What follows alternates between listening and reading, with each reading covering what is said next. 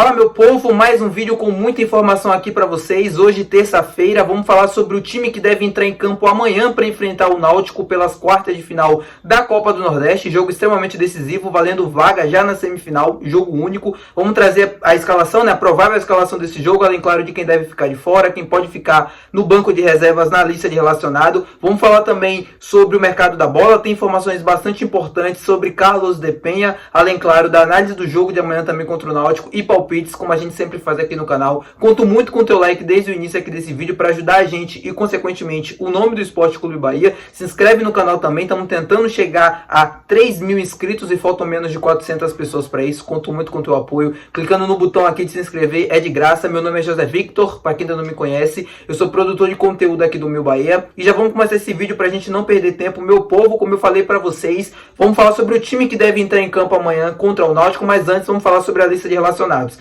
A gente tem alguns jogadores que podem ou não fazer parte desse time, dessa lista, ou é o caso do Everaldo. Eu trouxe no Bavi do vídeo passado, né, sobre o pré-jogo lá do Clássico, que o Everaldo ainda estava se recuperando, ele tinha feito alguns trabalhos no campo antes da decisão, mas que eu não achava que ele seria relacionado, ou tinha dúvidas que isso aconteceria, e de fato se confirmou. O Everaldo não tinha condições de jogo, nem sequer de ir para o banco, e acabou ficando de fora. Para esse jogo contra o Náutico, acho muito difícil a volta do Everaldo também, se ele não estiver 100%, ou se ele não estiver pronto para o jogo, acho muito difícil que ele seja relacionado. Se for, também não é uma surpresa para mim, mas se ele for titular, aí sim para mim é uma surpresa. Acho que isso não deve acontecer, nem passa pela cabeça do Rogério. O Everaldo tá voltando de lesão, então dificilmente deve começar entre os 11 amanhã, mas pode ser que apareça no banco, mas eu duvido que isso aconteça. Não tenho muitas informações a respeito da evolução da lesão do Everaldo. A última informação que eu recebia isso, né, era de que ele estaria fora das finais do Bavi, ou que ele teria grandes chances de estar de fora do Bavi. Acreditava que ele poderia ser relacionado até pela questão anímica, de estar dentro com o grupo ali, né, ajudando os companheiros. Ele é um dos líderes desse time, então por isso, por ser uma decisão em uma final, ou até por uma eventual cobrança de pênaltis, eu pensei que o Everaldo poderia fazer parte daquela lista, coisa que não aconteceu. O Cicinho já está recuperado e inclusive fez parte da relação, né, do time contra o Vitória. O Bahia ganha agora mais uma opção nas laterais, ele pode fazer tanto a lateral direita como a lateral esquerda. 100% já recuperado o Cicinho, inclusive foi até para o banco no jogo contra o Vitória. Sidney também já recuperado, fez parte hoje do jogo do Bahia pelo Campeonato Brasileiro Sub-20 contra o Fluminense. O Sidney participou do triunfo do Bahia por 1-0 lá nas Laranjeiras. Resultado importantíssimo para a galera aí, para a molecada da base. E o Sidney fez parte desse time, então já está recuperado. Foi uma escolha do Rogério liberá-lo para fazer parte desse jogo. O Roger não fez parte da relação, o Roger não foi relacionado para essa partida lá no Rio de Janeiro. Então, ou será relacionado para o jogo contra o Náutico amanhã, ou ainda não está pronto para ser relacionado. Mas a informação que eu tive, a última que eu tive a respeito disso, é de que o Roger e o Sidney estavam quase que prontos já, né, com condições de jogo, ou pelo menos fazer parte da lista de relação. Bom, agora vamos falar sobre o time titular que deve encarar o Náutico amanhã na Fonte Nova pela quarta de final da Copa do Nordeste. Eu sei que é a dúvida de muita gente, ainda mais depois da perda do título, né, pro Vitória no domingo na Fonte Nova. O Bahia deve entrar em campo não utilizando a sua força máxima, ou pelo menos os 11 que começou o jogo contra o Vitória, pelo menos essa é a expectativa que eu tenho. Eu acho que o Rogério deve fazer algum rodízio na equipe, porque a gente vai ter sábado a estreia contra o Internacional já, depois já tem quarta-feira o jogo contra o Fluminense, e aí depois já tem o Clássico Bavi. Ou seja, são jogos de quarta domingo no caso do Inter um sábado, e o Rogério não deve escalar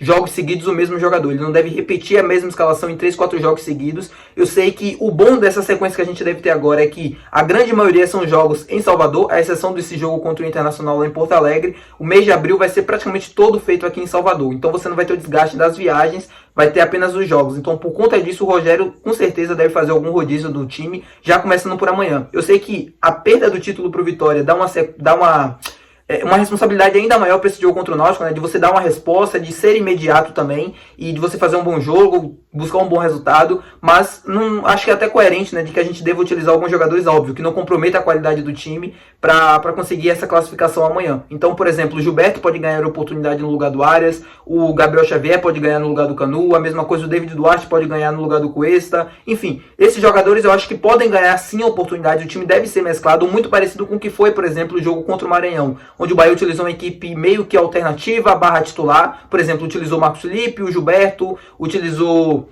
o Canu, o Cuesta, na lateral esquerda o Luciano Juba, meio campo foi o Caio Alexandre, Jean Lucas, Tassiano, se eu não me engano, né? Everton Ribeiro, lá na frente Biel e Oscar Estupinian. Eu acho que esse time pode se aproximar do que deve entrar em campo amanhã contra o Náutico. Não duvido que seja isso, não duvido que ele mescle alguns jogadores, como eu falei para vocês, pelo menos essa é a expectativa que eu tenho. E essa escalação que passei agora, acho que deve ser a que ele deve começar amanhã. Pelo menos a expectativa que eu tenho é que isso aconteça, de que ele vá mesclar alguns jogadores, obviamente pensando também na estreia do Campeonato Brasileiro contra o Internacional em Porto Alegre. Lembrando que o Bahia deve colocar um time, esse time que eu falei deve ser o suficiente para vencer o Náutico. Se não for suficiente, se o time conseguir passar sufoco com essa equipe, é que tem algo muito errado e algo que precisa ser corrigido para ontem. O Bahia já mostrou contra o Vitória que não fez grandes jogos, longe disso. Acho que o primeiro jogo no Barradão, até o minuto que o Bahia estava vencendo por 2-0, era um grande jogo do time, e a partir dali deu tudo errado. O jogo da Fonte Nova, muito condicionado por conta da expulsão, então não é nenhum parâmetro, mas o Bahia não teve força para reagir depois, por exemplo. E esse jogo contra o Internacional é extremamente difícil. O Campeonato Brasileiro já começa bem difícil.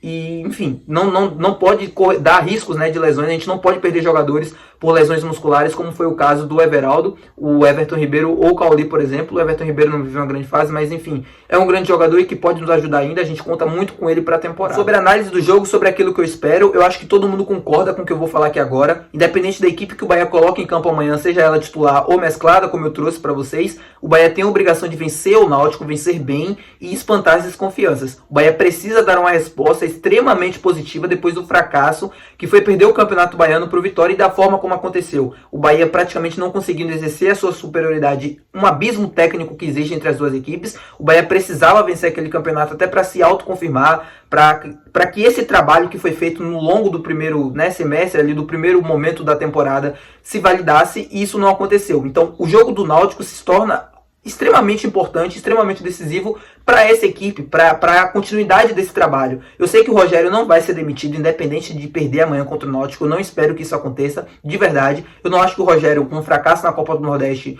ou pelo menos com um fracasso inicial no Campeonato Brasileiro, seja eliminado. O exemplo maior que eu tenho disso é do Renato Paiva na temporada passada, onde o Grupo City não demitiu ele que pediu demissão. Então, eles têm essa cultura de não demitir treinador, e eu também não acho que o trabalho deva ser interrompido agora, tá? O Rogério precisa, essa equipe do Rogério, obviamente, precisa dar uma resposta extremamente positiva amanhã. Não tem A, não tem B, não tem C, é vencer, vencer, vencer ou vencer e vencer bem, para espantar as desconfianças e para que esse trabalho continue da forma como estava evoluindo, né? O time estava jogando bem em alguns jogos, mas eram adversários menos qualificados, mas o time fazia a obrigação dele, que era vencer e vencer bem, sem sustos, conseguia emplacar um bom estilo de jogo, né? Conseguia colocar o seu jogo para valer, conseguia fazer bons resultados, bons desempenhos.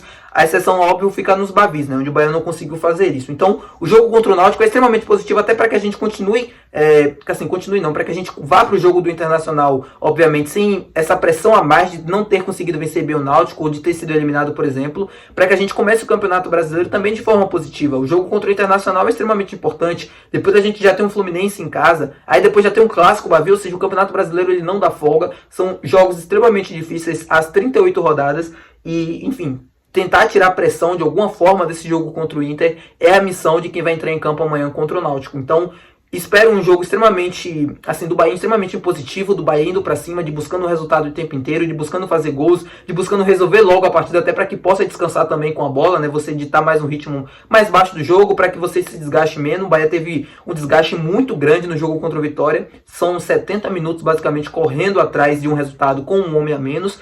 Obviamente o time teve o dobro do cansaço, o dobro do desgaste que teria se tivesse um jogador a mais em campo. Então o jogo amanhã eu espero mais ou menos isso, um time muito forte, um time com ritmo, tentando emplacar um ritmo muito forte desde o primeiro minuto de jogo, para resolver logo a partida e para conseguir descansar, né, a partir do minuto 70, 65, com o jogo já resolvido, aí só administrar a vantagem e esperar o jogo contra o Internacional no sábado lá em Porto Alegre. Tem 32 anos, o uruguaio, meia Carlos de Penha, ele que vai chegar sem custos ao Bahia, ele rescindiu o contrato com o Internacional, já estava treinando afastado já há um bom tempo e vai chegar sem custos para o Tricolor de Aço. Ele inclusive já é esperado nessa terça-feira aqui em Salvador para poder amanhã assistir o jogo do Bahia, obviamente, contra o Náutico lá na Fonte Nova, e também, se o exame, né, médico der positivo, obviamente, como deve dar, deve também assinar o contrato com o Bahia. Ou seja, novo reforço do esquadrão já está fechado. Eu trouxe no vídeo de ontem que o Bahia recuou com o Emmanuel Martinez para fechar com justamente o Carlos de Penha, né, com esse acerto positivo dele. É uma oportunidade de mercado, é um jogador que chega sem custos, já tem uma história no Internacional. Ele chegou em 2022, são mais de 100 jogos com a camisa colorada,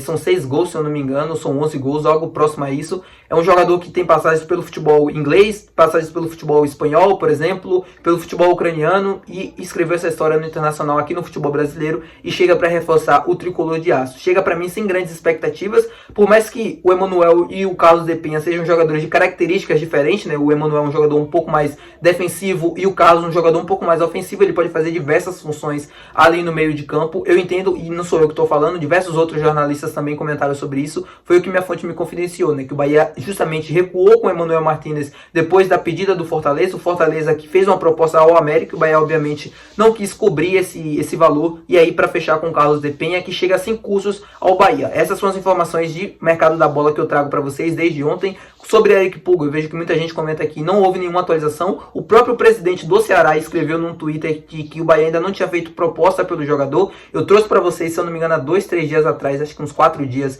de que o Bahia ainda não, assim, que a minha fonte me confidenciou, obviamente, que o Bahia tinha interesse na contratação do jogador. Eu não sabia se o Bahia tinha feito alguma proposta ou não sobre ele. O próprio presidente respondeu hoje, de que o Bahia estava, obviamente, aguardando a final do Campeonato Cearense para poder tomar alguma decisão a respeito dele. A expectativa que eu tinha 4 dias atrás era de que o Bahia faria uma proposta, e essa proposta ainda não foi feita. Então vamos ver o que é que vai acontecer com o Eric Puga ainda. Não vou ficar enrolando vocês com notícias e ficar falando um monte de coisa aqui. O que eu tenho é sobre Eric Puga, é justamente isso, tá, meu povo? Espero que vocês tenham assistido o vídeo até aqui. Se você assistiu, não se esquece de deixar o teu like, não se esquece de se inscrever também, para que a gente possa chegar a 3 mil inscritos e poder atingir a nossa meta o mais rápido possível, tá? Até amanhã, o pós-jogo contra o Náutico, que vocês devem ver aqui no canal, tá? Beijão!